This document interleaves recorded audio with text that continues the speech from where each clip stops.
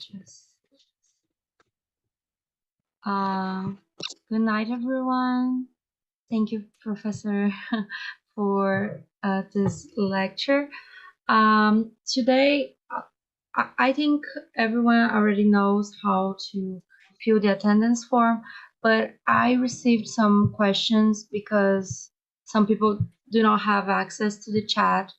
So I'll be, after the end of this lecture, I will be sharing a QR code on the screen. So you guys can fill the form even if you do not have access to the chat. This is the last part of our cross-border teamed lecture, cross-border e-commerce teamed lecture. But tomorrow we have our last lecture, so make sure to also come tomorrow and finish this whole week of the Chinese Studies track with us. Well, that's it. Professor, you can start your lecture. Okay, thank you. Thank you, Maria. Good evening and good morning again. It is me again, Cecile. Okay, and before we start today, we have the questions yesterday. I would like to answer one of the questions that yesterday a boy asked about GD Global. And yesterday after the lecture, I did a little bit of research, and I found that the global GD1 for foreign users, but they have a different name called Okima. I can show you their new website. So that is the new global version for their JD group. But unfortunately, this platform is only available in North America and Europe. So probably you guys living in Latin America, they haven't opened the branch over there now, but you can have a look at it. How this look like this. It's a European one. So it is open for the European consumers, right? So we done these questions. Okay, now okay.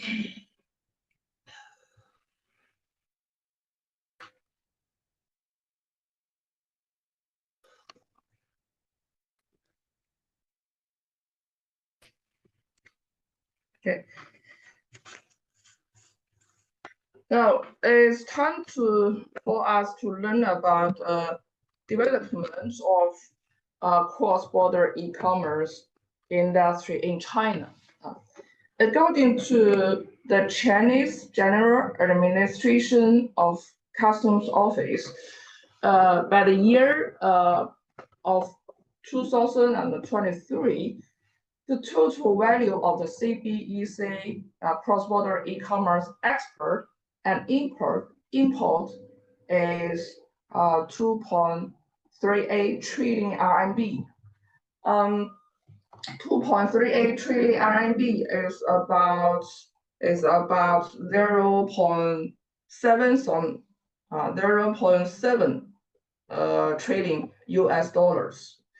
This figure has been increased by 56% compared with last year, with the year of 2022. Okay, and the cross-border e-commerce export value is 1.83 trillion RMB. If you divide it by 7, you can come out with US dollars. The import value is about 550 billion RMB. So the total cross-border export and import value occupies 5.7 of the total export and import value. So all the figures you can find on this website. If you need to do other research and need some data figures, You can search for yourself.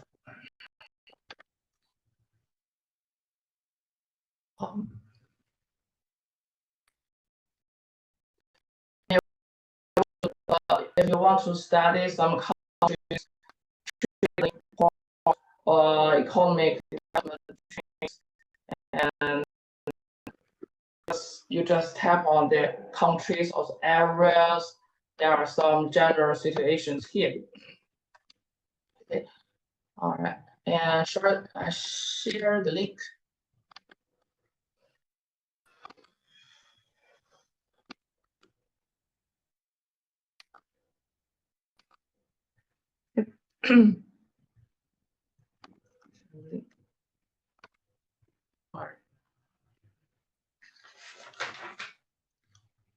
So that is a general import and export and import situation in China, and we can see the position of a cross-border e-commerce structure in the total export import value. So the shares here is 5.7. 5.7. Okay, next slide. Next slide is for the top 5 cross-border e-commerce platforms in China. So that is a marketplace online where Chinese consumers prefer to go. So we have 1, 2, 3, 5, 6, 7 of the I know from USA. Talk yesterday and today. That is USA American companies, and 5 other 5 are all Chinese companies. So we have Tmall. Tmall is the overseas version of the Tianmao. And Koala is also invested by Alibaba. So you can understand that the first one and the second one, they belong to the same group, Ali. Then JD comes to the third, and we have another VIP Global. As I did the little research yesterday, VIP Global is a little bit similar with JD Global. VIP Global, they currently opened a branch in Singapore. So you can see this e-commerce is aiming to explore their market in Southeast Asian. So it is still their focus still on the domestic market for the Chinese consumers to buy the foreign products. Okay. And this one, Little Red Book. Now, this platform is increasing. Is increasing very rapidly, very sharply. I think the difference between the Little Red Book with the top ones is is decreasing. And later I will talk about the trend of the cross-border e-commerce. Now, there is a trend that the social e-commerce is more and more popular. And the Little Red Book actually is a social e-commerce. So that is the most popular, the most welcomed platforms in China recently. That's the space.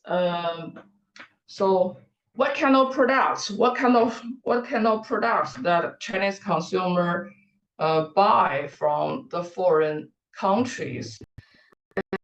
The most popular products among the Chinese consumers are the beauty and skincare products. You can see the share is nearly half of the B2B import products are beauty skincare suppliers, and also the wash suppliers for the skins. And people also buy some food, and the Chinese consumers also buy some medicines and medical equipments.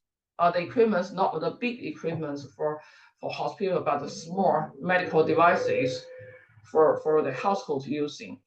And the milk powder means that the Chinese people buy many baby products from outside China. That is the situation. Here, there is a question here. What do you usually buy? What do you usually buy from the foreign countries? I think the different countries consumer will consume differently. So later when we talk about Latin Americans most popular import products, we can make a little bit compare and contrast. Okay, next. So what kind of products do the Chinese sellers sell to the world? We can say they sell the clothes, shoes, or other accessories. And also we sell the 3C electronic products. And we sell the household products. Household products here refers to the appliance. And we also sell the outdoor equipment, outdoor clothes, outdoor equipment, outdoor goods for outdoor activities. And we sell some of the beauty products, fashion products, or skincare products, and others. So that is the cross-border e-commerce, import and export. But here is B2C. B2C.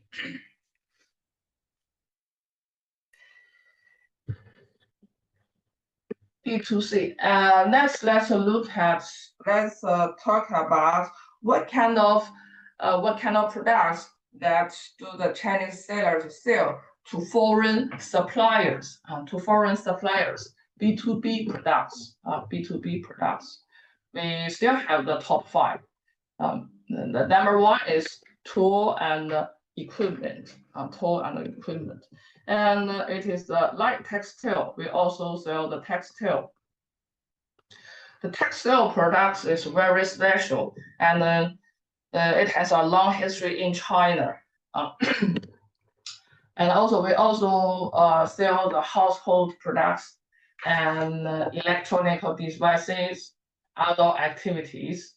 So that is the main products that the foreign suppliers preferred from China. All right. Okay.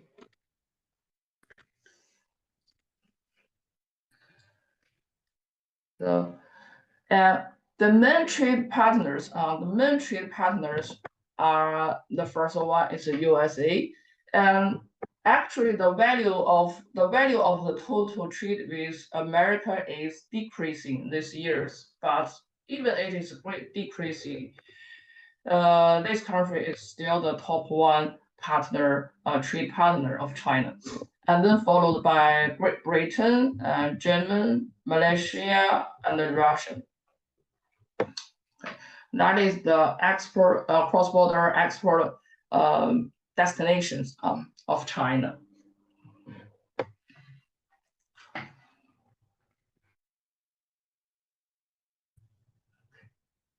All right.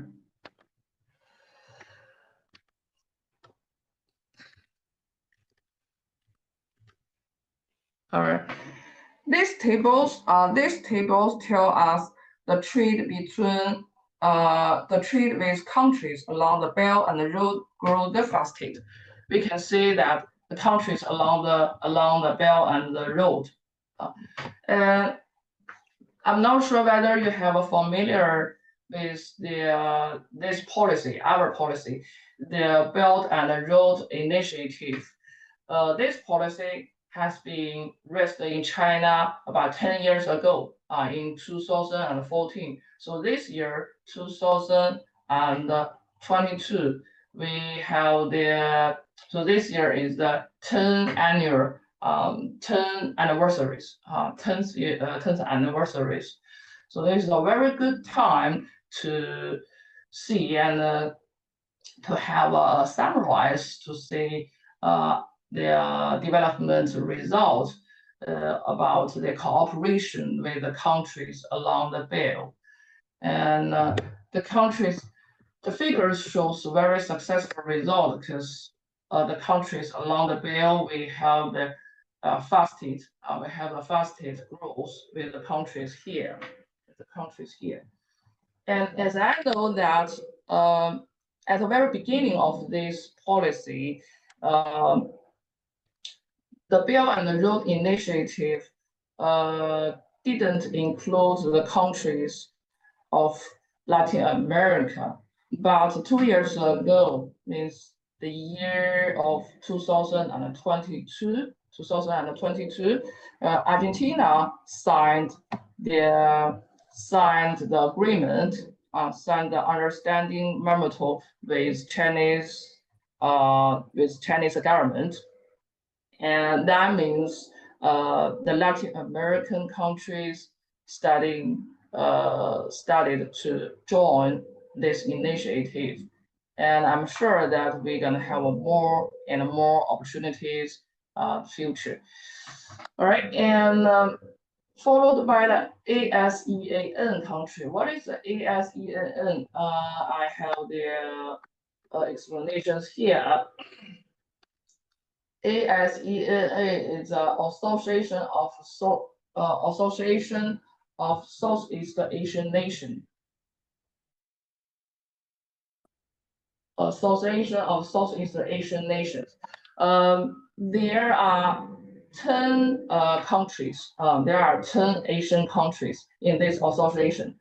China is not one of them, but China is the main trade partner, main cross-border cooperation partner of this association. Like Singapore, Malaysia, Thailand, Indonesia, Laos, Cambodia, the 10 countries in the South Asia. And also we have European Union, EU countries, America, and RCEP, 14 countries. RCEP actually is a very new association, and the negotiation takes a long time. The members of this association, they have a meeting, a conference, talk about the models of cooperation for more than 10 years. And in the year of 2022, about 1.5 years ago, they officially, the members altogether, they officially signed the agreement on RCEP or RCEP policies. This RCEP policies is a little bit different from the normally associations that we see in the world. Like when we talk about the EU, EU includes all the countries in Europe, and all the countries are developed countries. All the countries are developed countries. But RCEP, they include Japan, Australia, and New Zealand. These developed countries and outside Asian areas. Actually, the 14 countries include most of the countries alongside the Pacific Ocean. They have the geographic similarities. So, okay.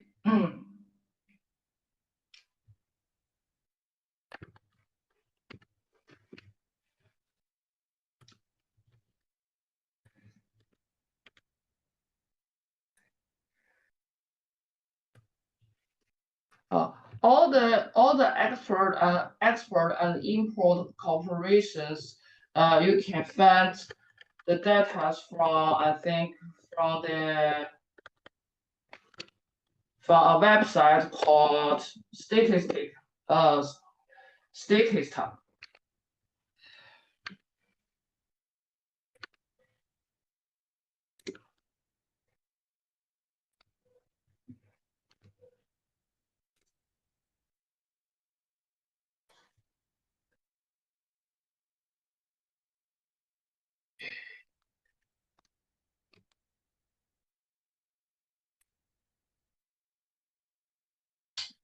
So that's right. I usually browsing around this website to find out some new research results and the figures.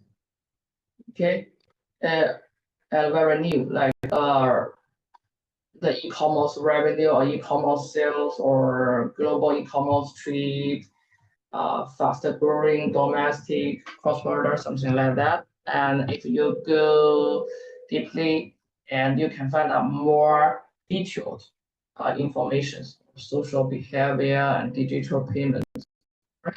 Okay, I share this link for you guys.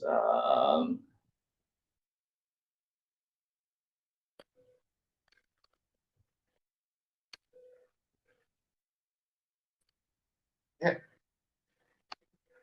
Hopefully, it can be helpful to your studies. Okay, here, here.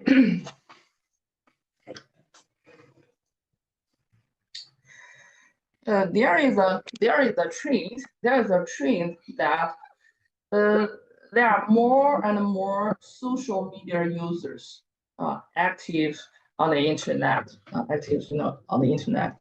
People get online, browsing around products or do shopping online.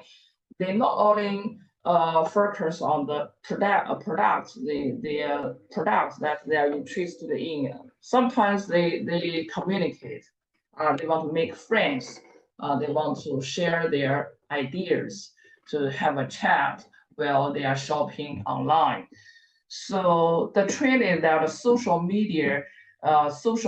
social e-commerce is now leading the direction of cross-border e-commerce industry development future. And when I'm talking about the top 5 CBEC platforms in China, we have learned about the Lit Red book. Actually, this one is the social e-commerce.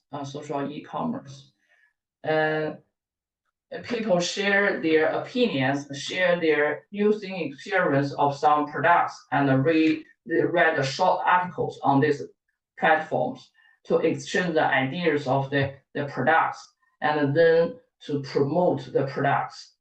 So this platform actually is aiming to share ideas, as in not specifically for trading.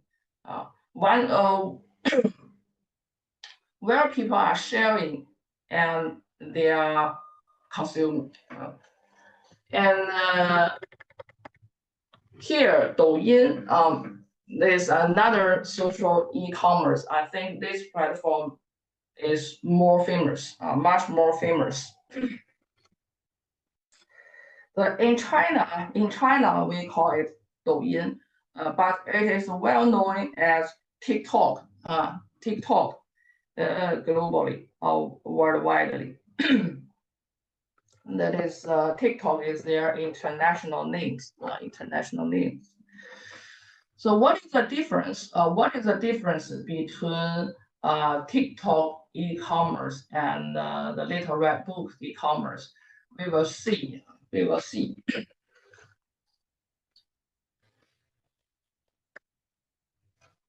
Okay. We're gonna talk about it into 5 points. 5 points to show the characteristics of TikTok, this e-commerce, social e-commerce. Firstly, in the shopping experience, in apps shopping experience, Douyin platforms provides the consumers with a seamless shopping experience directly within their apps. That means you only can open these apps. You don't need to jump from here to there. You don't need to jump to switch the screen. The consumers can explore or discover the products or product details or make purchase or sharing the experience with other consumers without leaving the platform. And they're mainly to share the ideas with the short videos.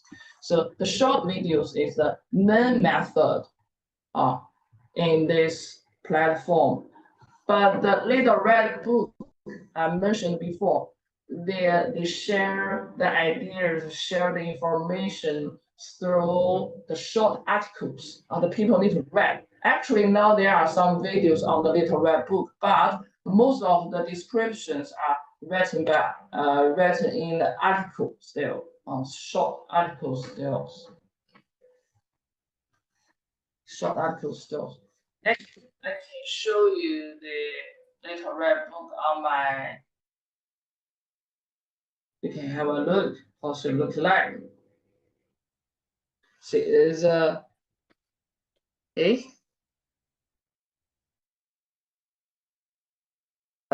the screen. There's all the pictures. I cannot see.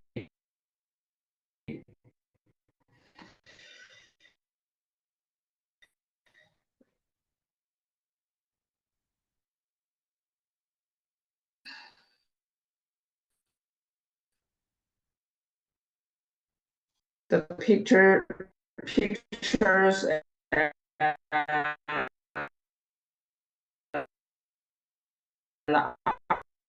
articles, pictures and articles.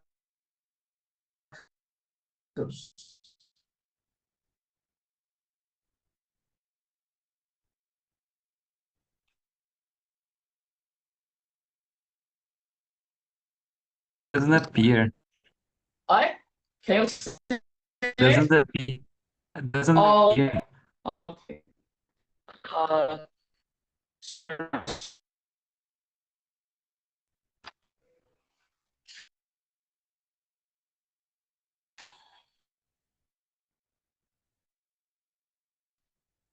Just for that. And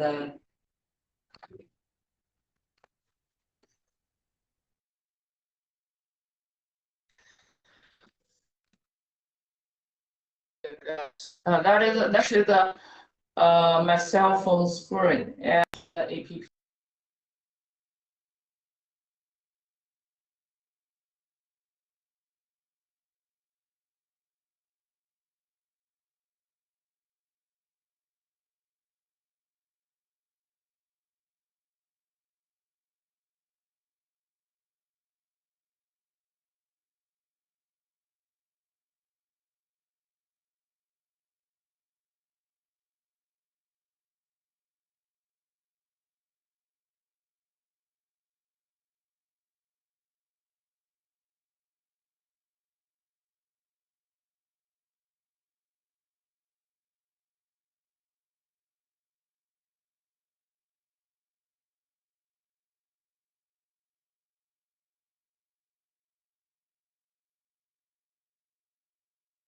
So most of the users are very young, For me, that actually I use the little red books a lot, but I don't usually use the TikTok because I'm not young anymore. The third one, the live streaming sales. Live streaming is the live streaming is a significant component of this e-commerce. Brands often host the live stream to shopping events and showcasing products and interact with their audience in the real time to drive the sales. There are many famous people to make the programs showcasing the product informations. In China, we also call it live broadcasting, broadcasting, 直播直播. When the people watch the showcasting, just like watch the TV program, watch the program on the television. The first one is about the payment. In China, we have two the most popular payment method. One is the Alipay, and another one is a WeChat Pay. Ali 支付宝支付宝. There's a blue point. I'm not sure whether I take the pictures here. Here. See, this is my cell phone screen. This one, the green one is the WeChat, and the blue one is the Alipay. And that is the two main payment method in China. When we do online shopping, we can use the two, and even when I go to the offline store, I also can use these two kind of things. So Douyin platforms, this platform integrates the two digital payment. So that is a very convenient for consumer to make purchase within the app. And the last one is about the consumers engagement. So currently there are more than more than 600 million active users in China, and Douyin offers a very huge market to the sellers, and there are lots of possibilities to interact with this huge amount of consumers, and to experience their different shopping style, and to use the short videos, swipe through their catalogs, participate in the program that the influencers and the branders. So that is the main characteristics, the 5 characteristics in TikTok platforms.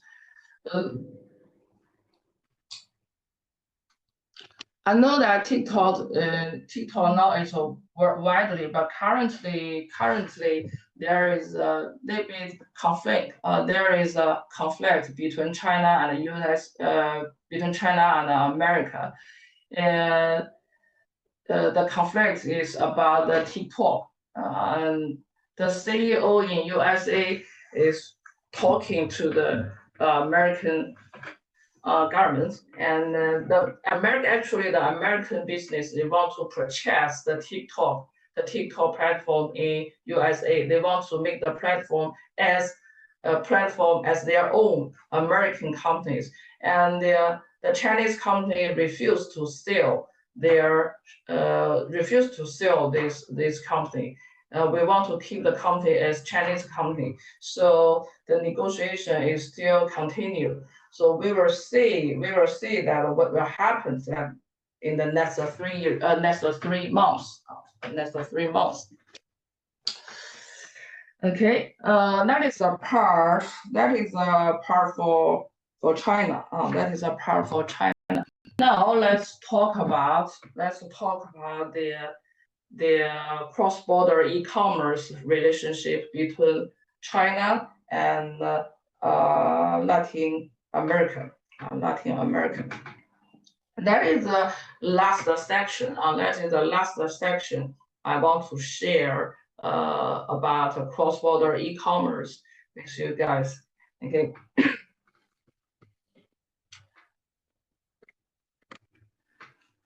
Actually, China and Latin America, the two areas have a very long history of communication in the past. China is Latin America's the second largest trading partner. And China and Latin America are highly complementary in agricultural products. Here, China mainly import agricultural products from Latin America, and Latin America export the agricultural products to China.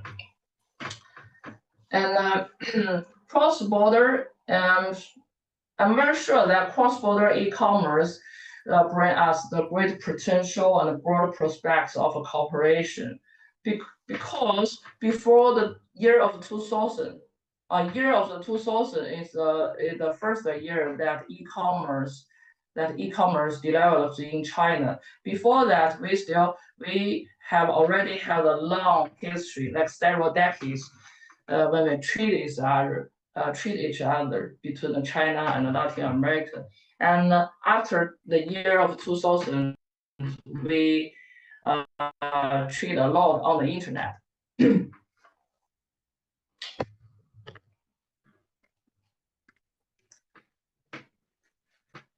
According to the World Bank, according to the data of World Bank, the e-commerce in Latin America has been considered as the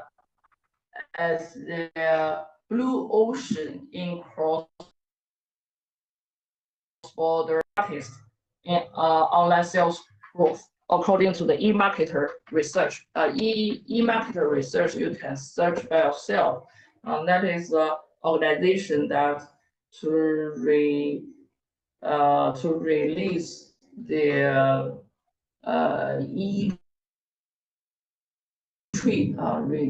e-trade research. The countries contribute the largest share. Brazil, Argentina, and Mexico is the top three countries. It is predicted that the e-trade value would reach $900 billion by the year of 2026. Brazil has the largest population size, more than 200 million people, much more than 200 million people. As you guys from Brazilian, you can tell me whether my information is correct or not. The population size of your country is now more than 200 million. So this country has been seen as one of the most important markets in Latin America. And here is a website of the World Bank organization. If you want to make some research about the general brief situation of one country or one areas, you can use this website. They have a different language versus Chinese or English. You can search how many countries are there, and the population size, the changing, something like that. The World Bank website, you can switch it into English language as you like.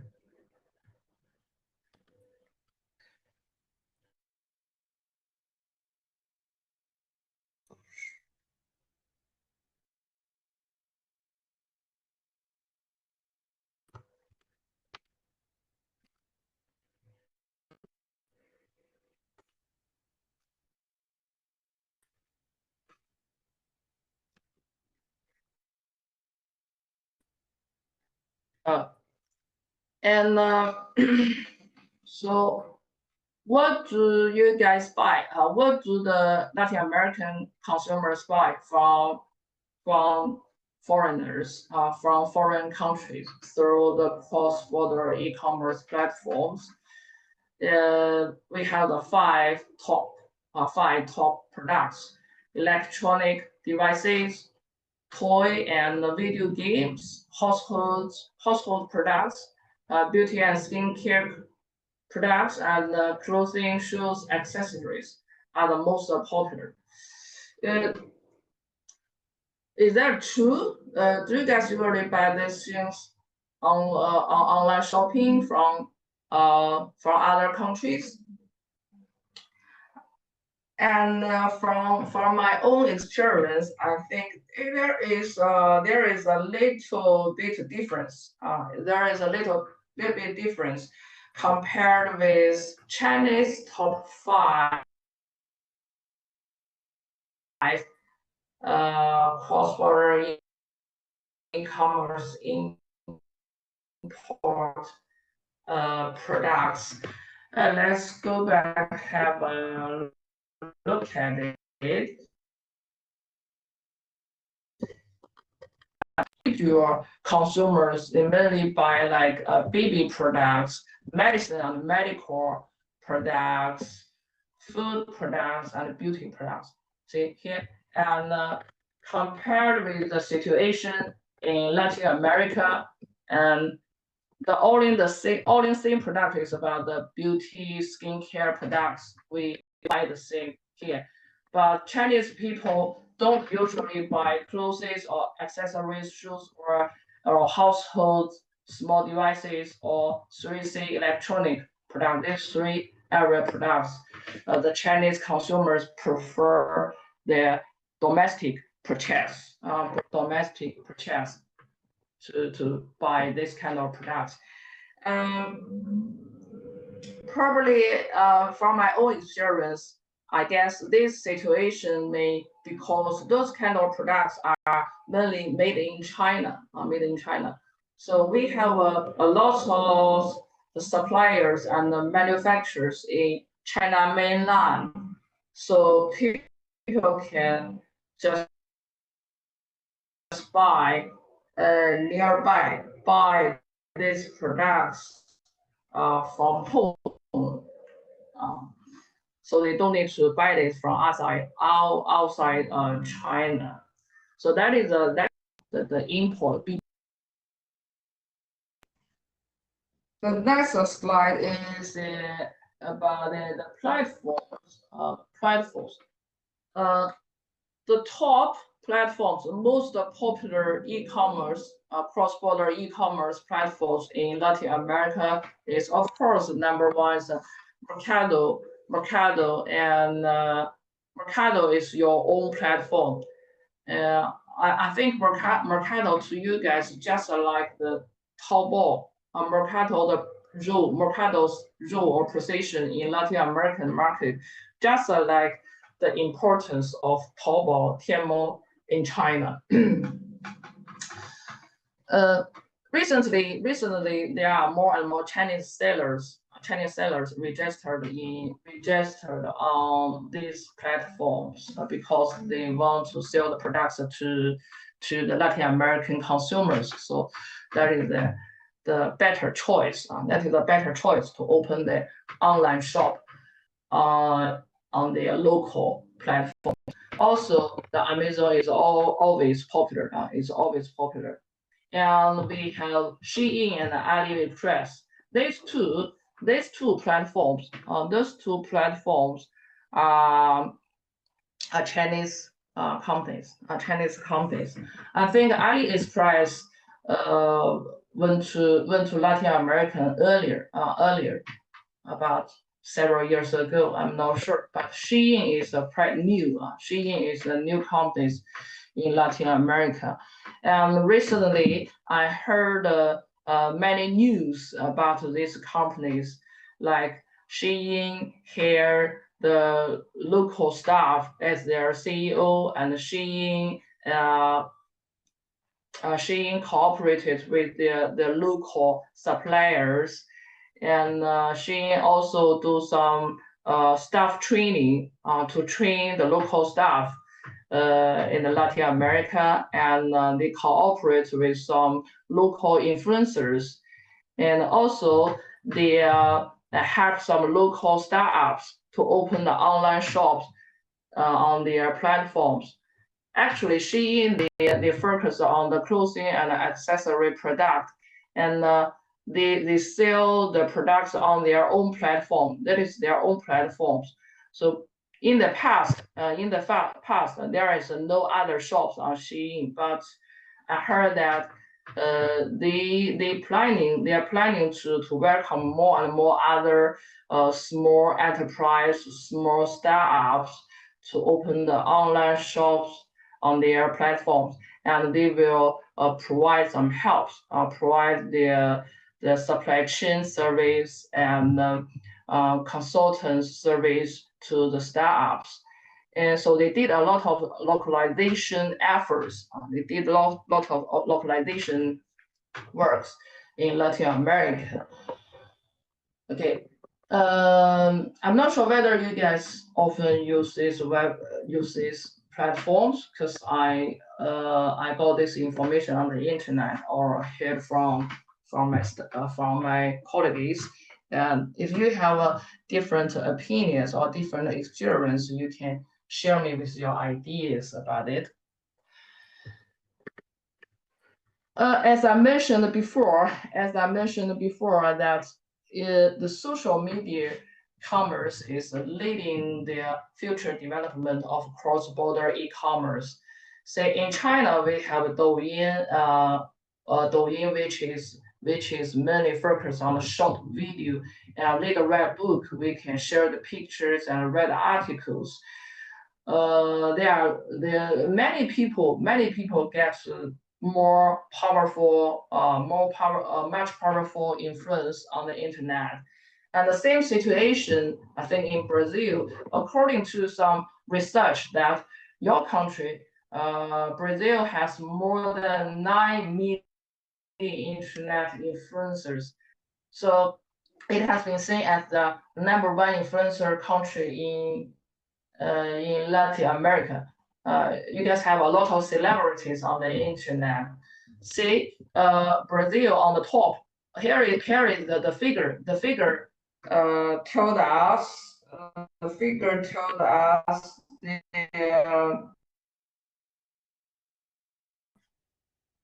the most important elements of social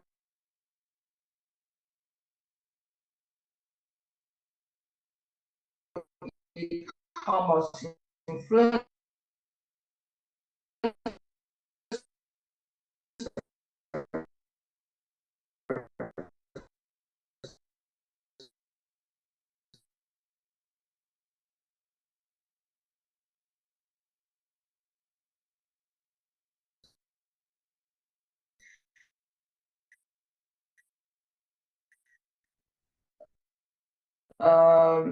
According to the research, Brazil, the largest population people, but in China, 1.4.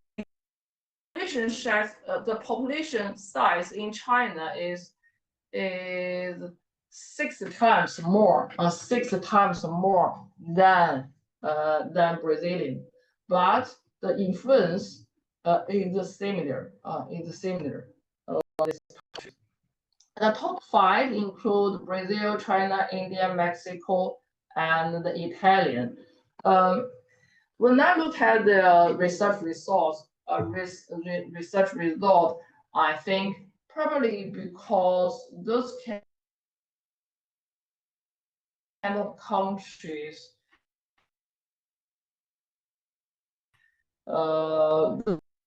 those kind of countries, people are very and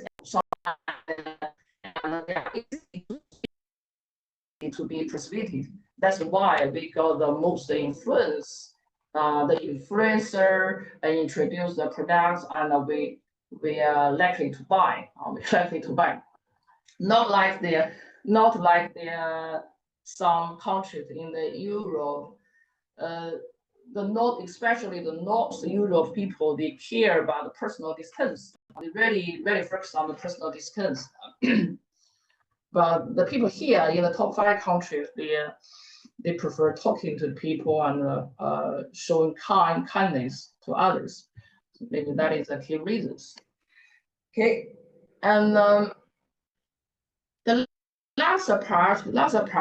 So let's talk about some the challenges of the cross-border e-commerce development between China and Latin America. So there are some difficulties we need to compare. The first one is about the logistics and shipping, Clearly that we have a very long distance between us, geographic distance between us. So even the shipping is the cheapest. The shipping is the cheapest transportation logistic choice. But the long distance still increase the cost. And also the infrastructure is not as developed in some parts of Latin American countries, which leads to the inefficiency in supply chain. That means the product delivery cycle has been increased because of the long distance. And I did some research that the shipping from China to Latin American takes about more than 1 month, 30 to 40 days if we take the ship from China Shanghai port to Latin American. So there are like about 40 days on the sea. So quite long, quite far away. And the second challenge is about custom and regulations. Different country in Latin America has their own custom regulations, duty, taxes, and compliance requirements. So that is very complex for people to understand or to study. So if we want to navigate this kind of regulations, it requires very extensive and professional knowledge. So it will cost a high cost because we need time to study the regulations. And about the payment system, actually, as I mentioned before, we have 2 payment methods popular in China, WeChat and Alipay. But it's not widely used in foreign countries. So and I heard that the credit card and local payments dominates your payment market. So this kind of issues will be another challenge. And also the sellers care about the currency conversion security concerns, something like that. And another obvious challenge is about language and culture. It is a huge difference. It is a huge difference between China and Latin American. In China, Mandarin is the official language. Chinese Mandarin is the official language. In Latin America, you guys mainly speak Spanish and Portuguese. So the cultural difference actually affects the consuming experience. Although we can now, like today, we can talk with each other in English, but English is not my mother language. And I guess that most of the people will have a good experience, a good shopping experience if they use their own mother language. Yeah? And another one is about the customer service and the trust. Trust is the first thing. If you trust each other, and you can provide a good customer service. So that's very important. The local customer service support and the return policies are very essential. The product return actually is very complex because we have the long distance on the sea, long geographic distance. Once the consumers in Latin America want to return the product, it costs a very high cost and a long period. It's very difficult, and also it crosses the different time zones and languages. And the next one is about the internet adoption and penetration. Where the internet penetration is growing faster, growing very faster and faster in Latin America, but it is still lower compared the internet using in China, and so it probably impacts the market size and potential consumer explore. Another one is about infrastructure. The internet connectivity and speed. The speed is another problem. Sometimes the different countries, they cannot be inconsistent in part of the Latin American, and it affects the online shopping experience. And the last one, not last one, and last one is about IP and the issues. IP and the issues. You know, when people design the products or upload the products or pictures, they're all related to IP. So difference in legal frameworks and the enforcement capabilities can create the risk and the challenge for both sellers and buyers. Okay. Last one is about the competition and the market knowledge. Chinese sellers need to have a very deep understanding of the local markets. So we have a lot to learn, learn the Latin American cultures, Latin Americans politics, something like that.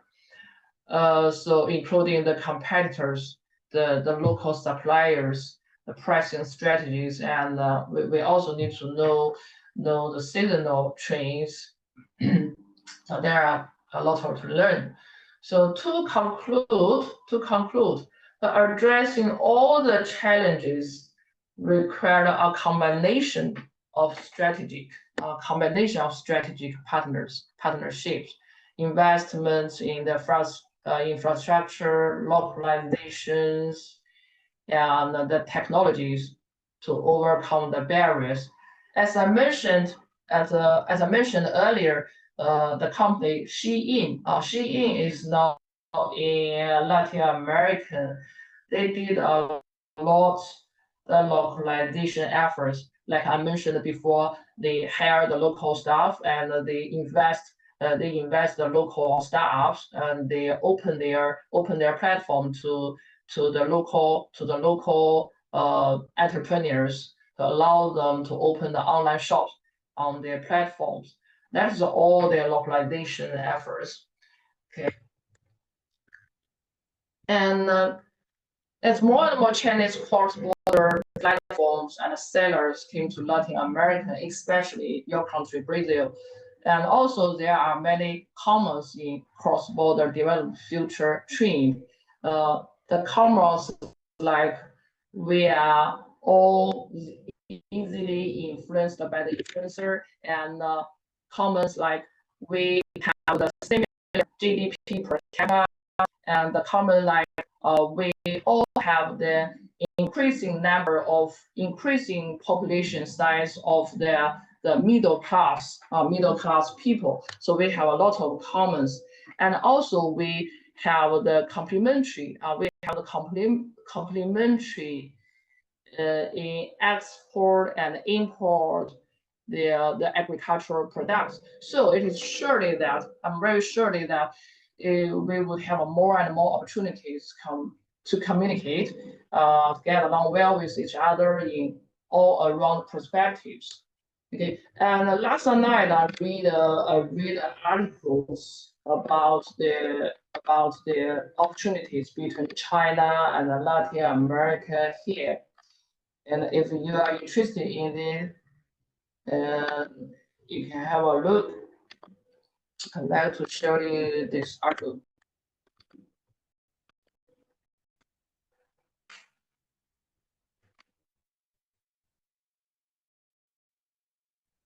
So why China is the best partner for Latin Americans e-commerce, and the relationship actually are closer than you think.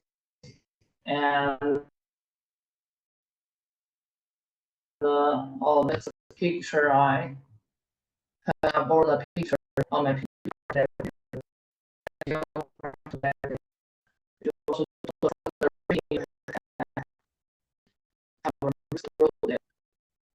So the article.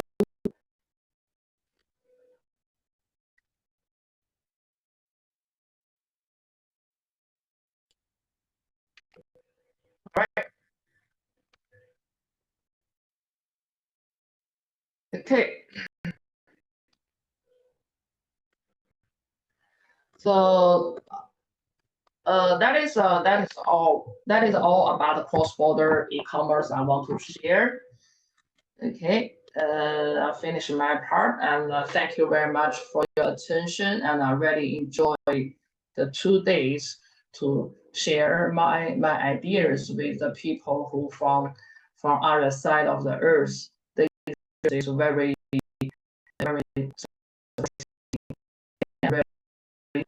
thank you all. And if you have any questions, you can ask any questions. I have a question. In the advent of usage of currency, how does it impact the e-commerce between countries? Sorry, the speed is I can't hear clearly, very clearly. Regarding the digital currency, they have a strong impact in the e-commerce, international e-commerce. How it works, this type of transaction? Yeah, according to what? According to Digital currency. digital. Digital. Well, what is? Can you type? Can you type? Or how to spell it?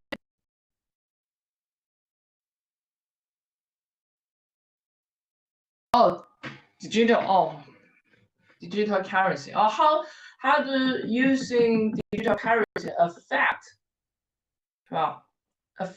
the cross-border e-commerce? Is that your question? Yes. Yeah. Okay. Actually, in China, the digital currency is very popular, and we rarely we don't usually as for me, I don't usually see people use cash or use the digital currency, and I think the really how the digital currency affects the cross-border e-commerce really depends on the nations. Depends on the nations. We have the regulations about the movement of cross-border finance. So how to affect the business development? It really depends how the two countries' government have the agreement on the cross-border finance, move here to there, and the currency conversion, something like that. It really depends on the national strategy. I think the business things, finance things is the second point we need to care. The first one is the political things. The two countries, the two sides of government need to talk with each other first, and then follow the business how to do within the political framework. I was thinking about this because Brazil is going to release its own digital currency in the end of this year. So I was imagining how this will impact or it will increase the electronic commerce especially with China. How it will work this trade between digital currencies. As I mentioned, yeah, as I mentioned before, that I think the two governments they are negotiating now because from our side, the Chinese government really interested in cooperation with the Brazil governments and the governments from other Latin American countries. So the prospect is very brightening, but we will see. We will see. Okay, thank you. You're welcome. Very good questions.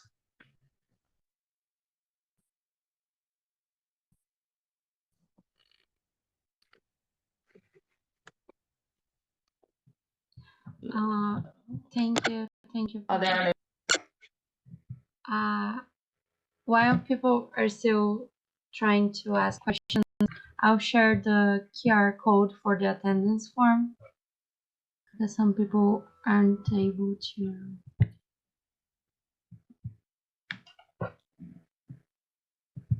Okay. I don't know if it's going to work because my internet's not so good.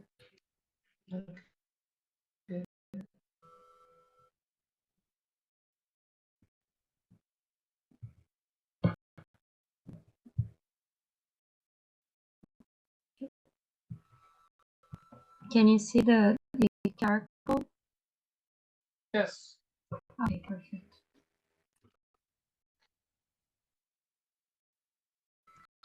I'll share for some seconds.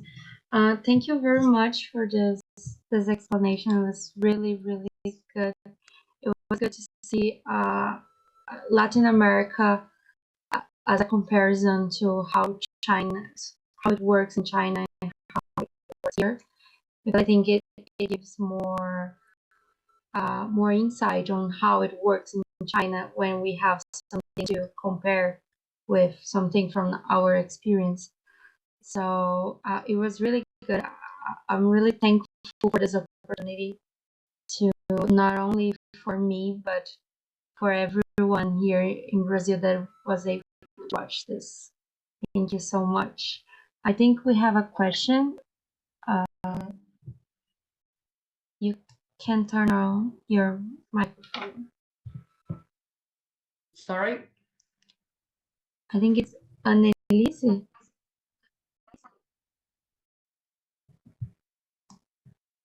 Hello. Hi, can you hear me? Yes, I can hear you. Yes, I have a question. Does the integrality between the network in China Alipay access to social media and the network of payment? As well, in Brazil, we don't have that. Do you think this is a facility in the e-commerce of China? Okay. Hello. Sorry. Do you think the network between the payments, like the way of payment in WeChat and ePay, is a facility for the e-commerce in China? Share the payments. I think Yes. the Ali payment. Last year we had a meeting. We have very huge sponsor meeting, and Alipay is one of the sponsor of the meeting, and Alipay is aiming to expand the global market last year, and they share their payments, explain the payment method to many consumers in Asian countries. So I think they have the plan. I think Alipay has the plan to do the further extension and compete with Apple Pay.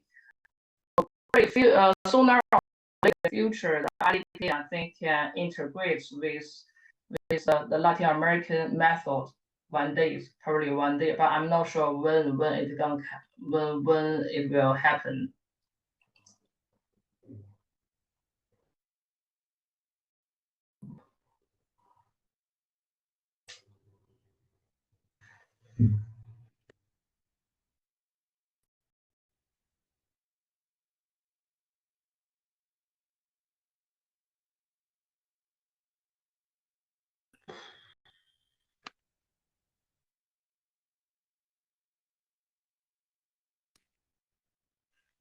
Hello. Yes. You answered my question. Thank you. You're welcome. Maria, can I finish now?